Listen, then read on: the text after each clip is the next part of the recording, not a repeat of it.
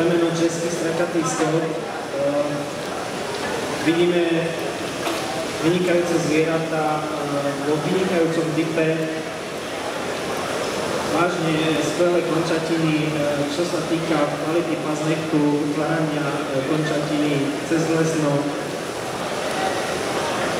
Čo sa týka kvality vermien, jednoznačne, že Pervovská, teda kráľovská talgovým číslom 98, má veľmi dobre utvárané vermeno, veľmi dobrý strukov, postavenie, takisto štvrtí. Je to veľmi,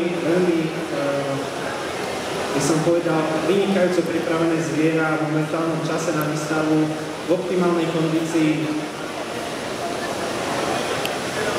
Ťažko sa mi rozhoduje.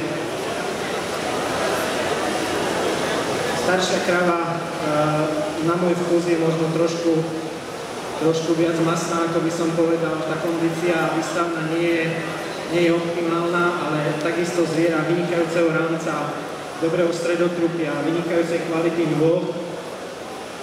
Tá kvalita vemena tam nie je až taká dobrá. Ale ako som povedal, posudzujeme ten dobytok komplexne a na to, že je to staršia krava, si myslím, že z tejto dvojky by mohla byť aj šampiónkou výstavy, takže za šampiónku výstavy roku 2011 určujem plemenicu katalógové číslo 104.